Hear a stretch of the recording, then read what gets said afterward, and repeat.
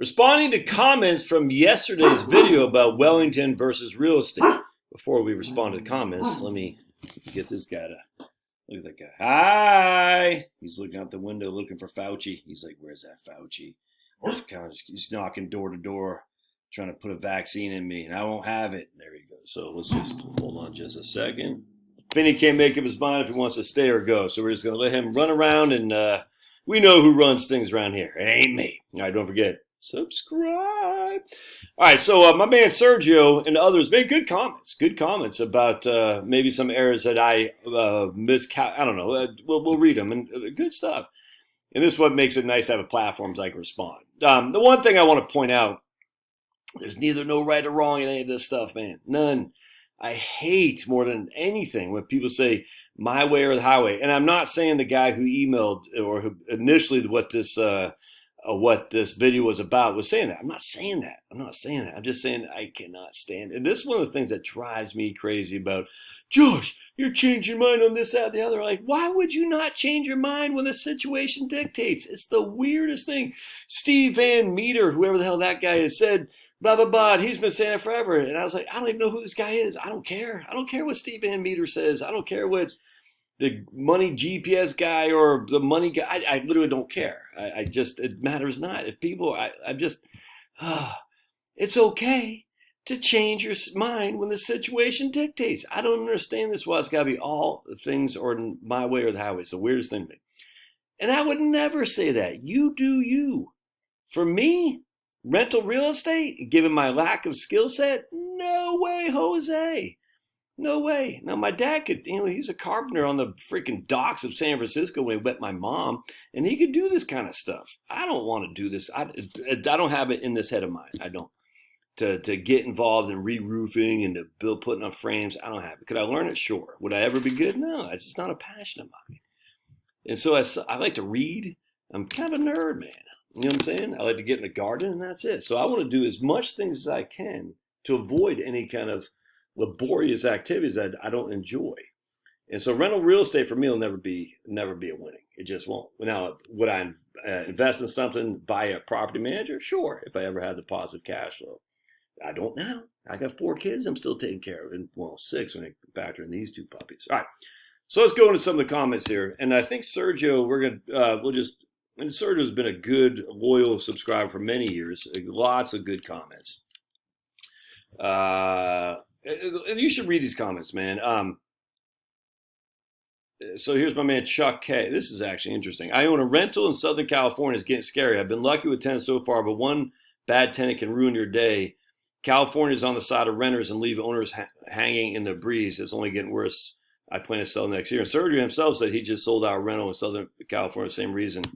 My wife used to work in Boston, actually, when she was in graduate school for a real estate attorney in Boston. I tell you, man, it was nuts, some of the stuff. Like, squatters would come in, not pay the rent, basically, and it took this is back in the mid-'90s. It took like an act of Congress to get these guys out. It's crazy. Now, that's not going to be the same thing in freaking, Gwinnett County, Georgia, for instance. But man, I said, that's nuts. I'll never get some of the stuff. She'd have to go to the courthouse to try to get these guys evicted. It was crazy. So whatever happened to private property around here? All right. But let's see, where my man Sergio said, hold on just a second. There's Paul. And look, I'm not bashing my Paul, man. I don't, this is not a bashing the guy. It's just, and I might have been a little bit over the top of saying Paul sounds snarky. It did come across snarky for me. Now, maybe it's because I got thin skin. I don't know. At the end of the day, there was kind of like, it doesn't have to be all or nothing. You do you, that's for sure. All right. Hold on, let me find Sergio right here. Okay. All right here. Hold on a sec. Real quick. This is not me. This clown, right? That's not me. I don't have a WhatsApp. I will never have a WhatsApp. This is having all kind of financial channels. So when you see clown like that, just go to report him. You'll see when you see me, you got the dark thing right there. It's kind of like the same as like a blue check mark on Twitter. I don't know why you'd be on Twitter. I'm not. That is me. You got the dark thing. This clown is not me. So we're going to go ahead and delete this guy. Remove, and look, I report these people a million times a Sunday, and they never They never get rid of them. So again, just anytime you see this, just hit report if you would, please. That's not me. And Graham Stephen just did a video on this himself. All right. So hold on a second. All right. So this guy said my math was wrong. 250% return on $1 million is $3.5 million, not the 2.5 million you calculated. Okay, but do you really think this guy's rental real estate is worth? It was worth $250,000 each unit. Thus, $1 million for 4 units is worth $3.5 million 10 years later. I don't buy that for 2 seconds flat. I'm sorry, I don't.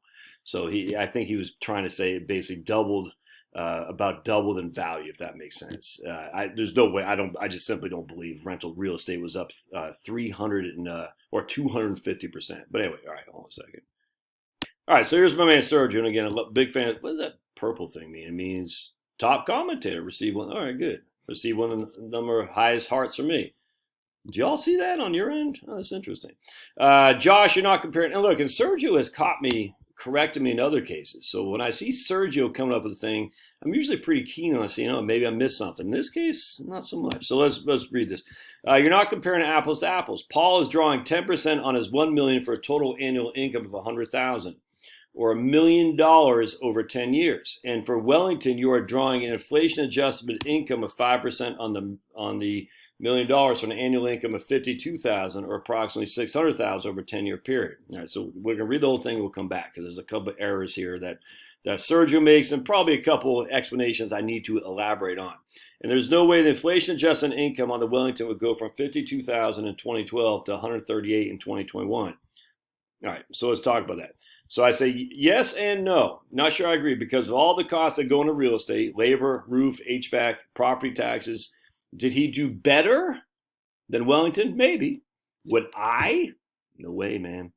No way. The opportunity cost for me to go out in my garden, to do YouTube videos, to sit on to pet my dog is worth more than me paying either A, somebody to do the real estate management, which comes out of my cash flow, or B, to get up on the roof and do it myself. This is basic economics 101.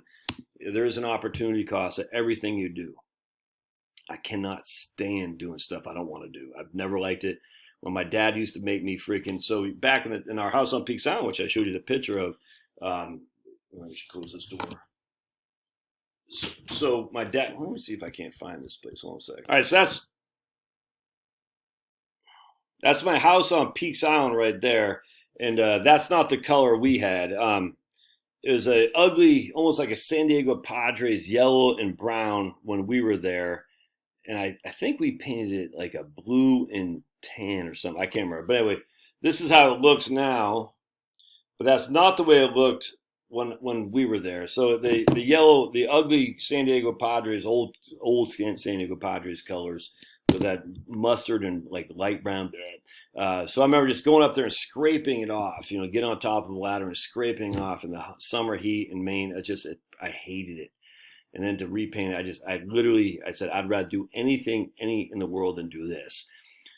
Point being is I have no desire to be involved in the maintenance of a real estate. None whatsoever. All right. Now, Paul, what's the guy's name? I think it might be Paul. He might, which is freaking awesome. I know people do this and they like it and they're making money. Not me. All right. So anyway, and I said, you'd be saying he hasn't increased his rent over 10 years. So Sergio says, Paul is making $100,000 a year over 10 years. And I said, whoa. And he's saying he made $1 million over 10 years. And I say, so either, and this is where I was, saying in my video, either Paul is making $100,000 now, which I think is what it is. I think it's a yield to cost. $100,000 is what he's making now versus his initial investment of $1 million back then. He's not making $100,000 back then on $1 million and still making $100,000 today. That doesn't make any sense. Either he was getting $100,000 initially on $1 million investment, and now the investment's worth $2.5 million. We'll just say, if he's still only getting $100,000, that means he hasn't raised his rent, and that doesn't make any sense. So I guarantee you, he was not making $100,000 back then.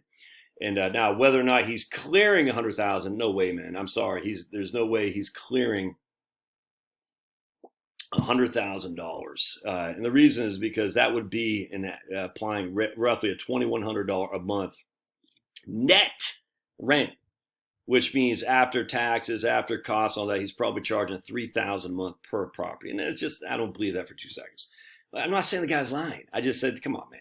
Anyone can say anything without really doing the diligence. And when you're crunching the numbers, though, before you start following these guys on YouTube, you got to crunch numbers. And now Sergio does make a good point here. There is no way the Wellington 5% a year would give you an annual income of $138,000. So let's take a look. So we're going to Wellington. We're saying, let's go back. I did $50,000 a year. All right. And we're going to do fixed amount. So that's basically 5% a year, $50,000 a fixed amount. We're going to adjust it for inflation. All right. Now, this is where I think Sergio missed it, and maybe I didn't explain it well enough. We're going back. Yeah, there we go. That should work, right? And we started with back in 2012. So the end of, we'll just say the end of 2020, just for simplicity. All right, so this is what makes it interesting, man. This is why Wellington, I just love it. I love it. So what we're going to do here is we're going to say, what did Wellington do? Well, if we take $50,000 a year, adjust for inflation, now I'm going to show you what that means. It's worth now $1.87 million at the end of 2020. All right, at the end of 2020. Initially, I had an end of 2021. We're not even going to do that here. How much income was that? Well, because 2012, the markets, we took the, I think we have it coming out for, I can't, right? We'll just go with, how much income was that? That was $47,971 in 2012. 84,000, 87,000. It drops 85. It drops 2016, 63,000. Why? Because in 2015, it didn't make any money. Remember, this is essentially a 5% amount each and every year off the portfolio. I cannot stress this enough. Wow, this is important. This is not a linear 5% a year adjusted for inflation. We'll do that here in just a second. Use my man Daniel Coolberts. But when the markets go up, you make more money. When the markets go down, you make less money. And again, because we're taking 5% a year out, even though the market in 2015 was up, it was basically even, but it was down by the amount we took out the year previous. So we had a reduction in income by $23,000. Then we got back the next year. It went from 60 to 100, 134, 81, 141. It's such a beautiful thing. And then you can even do, this is why I just love taking a fixed amount, adjusted for a fixed percentage, adjusted for inflation. I tell you, man, here's 60,000 here. Now this is going to be, I mean, it's just not going to be, because we're using this up year, it just looks great. We'll do a different video what happened when you did in 2000 to 2009. But still, check this out, 60,000 a year. We take 47,000 the first year, 84, 86, 83. Wait, did I change that? Did I do the, let me just make sure I do the 60. Did I do, oh, there we go, 60,000 a year. We'll draw a fixed amount, yeah. And we're adjusting that with inflation, i.e. just basis not really matter. It's just saying whatever the portfolio is worth, give me 6% of that, essentially. I love this. Oops. There we go. And here we're taking 131 as opposed to 141. Why? Because we took so much more. Look, we took 76, 128, 96. Just, man. Plus your Social Security, you could live off that easily. Anyway, so that's the point. Now, I want to say, another guy says, it says something about if you did the VTI,